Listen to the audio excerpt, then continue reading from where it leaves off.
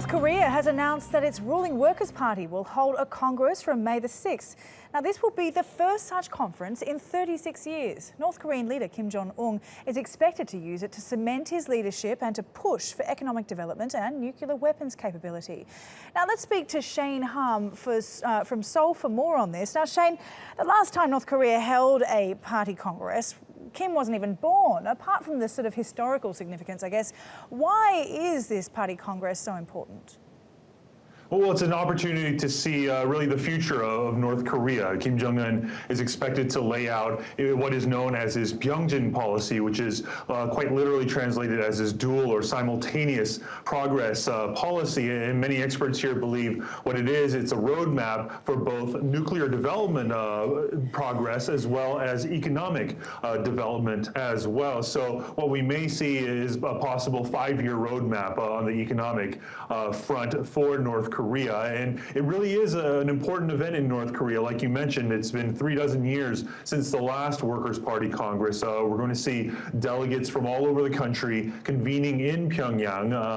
No foreign delegates, however, have been invited to this. The last time in 1980, China, in fact, did send a representative, a vice premier level representative. But this time around, it does not seem, according to sources here, that China is sending a representative, which could really symbolize where the relationship between Beijing and Pyongyang has gone over the past several months and possibly several years. But so all the lead up that we've seen here on the Korean Peninsula to this event that's scheduled for next week, the nuclear tests, the long and mid-range missile tests, the submarine launch missiles, as well as this miniaturized nuclear warhead, all really domestically in North Korea lead up to this important party congress.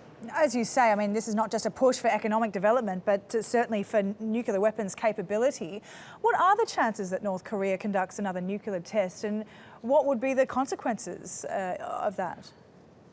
Well, more and more it seems it's a matter of when and not if. According to the Unification Ministry here in South Korea this afternoon in their press briefing, they're in charge of North Korean affairs here. They, quote, said that a nuke test could happen at any time, considering the readiness at North Korea's nuclear test site. And to confirm this, a U.S. think tank overnight saying that activity at this test site has decreased, which means that that preparations are probably complete. All that's needed is the green light, the go-ahead from leader Kim Jong-un. But in terms of the consequences, one U.S. official had mentioned a week or two ago that more sanctions are possible, and that could be in the form of sanctioning possibly North Korean workers in foreign countries, overseas North Korean workers, because that's another source of foreign funds for the country. Also, the State Department in the U.S. mentioning today that there could be other options, quote unquote, in dealing with North Korea, although they did not elaborate on that. So the policy seems to be that if another nuclear test were to occur, that more pressure would be applied on Pyongyang.